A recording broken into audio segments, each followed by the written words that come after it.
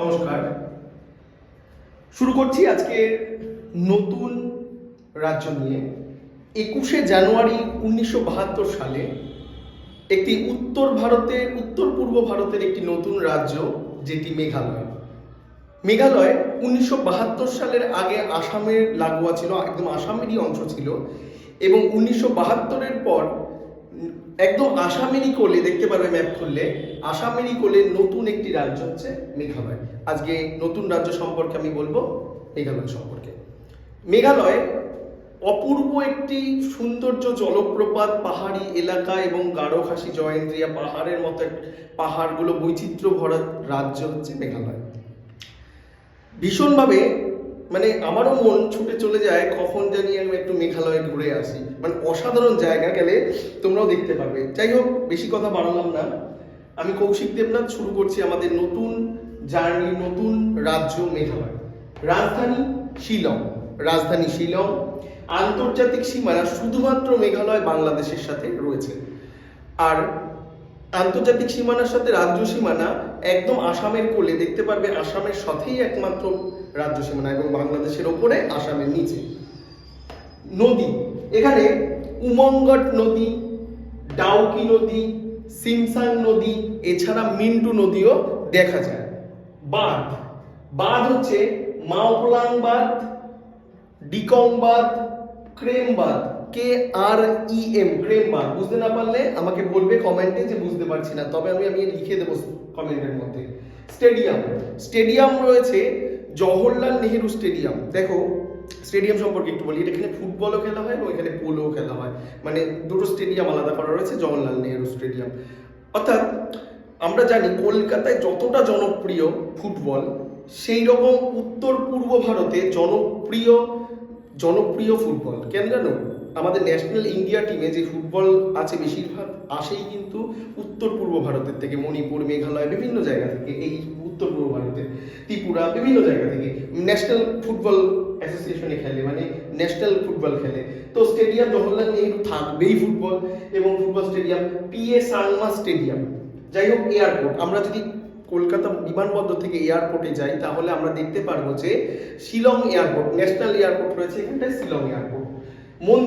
মন্দির হচ্ছে চরণতলা মন্দির এবং মাটরি মন্দির।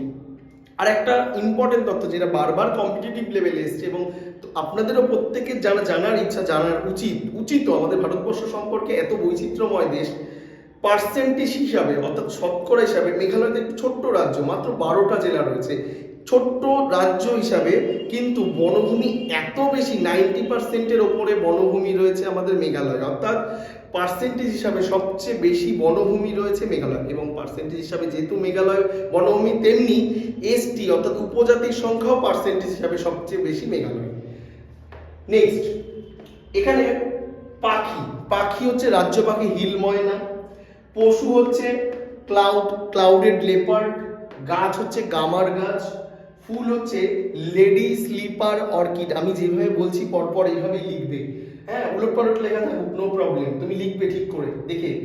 ন্যাশনাল পার্ক, এখানে বালফাকরাম ন্যাশনাল পার্ক এবং নকরেক ন্যাশনাল পার্ক রয়েছে। নকরেক একটি উচ্চতম শৃঙ্গ গারো পাহাড়ের, আর সেখানে নকরেকের ন্যাশনাল পার্কও রয়েছে এবং বালফাকরাম ন্যাশনাল পার্কও রয়েছে এখানটায়। নৃত্য লাহ নৃত্য এবং ষাট নৃত্য। উৎসব ওয়াঙ্গালা উৎসব বিখ্যাত, এবং নংক্রেম উৎসব। উপজাতির কথা একটু আগে বললাম। এই পাহাড়ের নাম গারো খাসি জয়ন্তিয়া, তাদের নাম এই উপজাতির নাম অনুযায়ী তাদের নাম হয়েছে, অর্থাৎ উপজাতির নাম গারো খাসি জয়ন্তিয়া, এর নাম অনুযায়ী পাহাড়গুলোর নাম হয়েছে গারো খাসি জয়ন্তিয়া। এখানে বর্তমান রাজ্যপাল রয়েছে ফাগু চৌহান হচ্ছে মেঘালয়ের বর্তমান রাজ্যপাল। মুখ্যমন্ত্রী হচ্ছে আমাদের কনরাড সাংমা হচ্ছে মুখ্যমন্ত্রী। ডিস্ট্রিক্ট রয়েছে, আগেই বললাম 12টা ডিস্ট্রিক্ট। বিধানসভা রয়েছে 60টা বিধানসভা নিয়ে গঠিত, তার মানে ভাবো কতটা ছোট রাজ্য। পশ্চিমবঙ্গের বিধানসভা কটি, এটা আমাকে কমেন্টে জানাও। পশ্চিমবঙ্গের বিধানসভা কটি, এটা আমি জানতে ইচ্ছা করছে, কারণ মাত্র বিধানসভা 60টা সিট।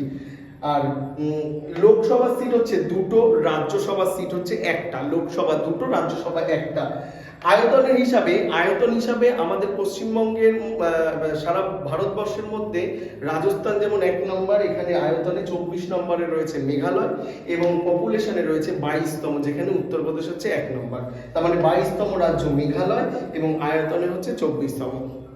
যাই হোক, আমি যথেষ্ট পরিমাণে আপডেট করছি, প্রচুর পরিমাণে আসে, এই সমস্তগুলোই অডিও ভিজুয়াল করো এবং অ্যান্সার দেওয়ার চেষ্টা করো।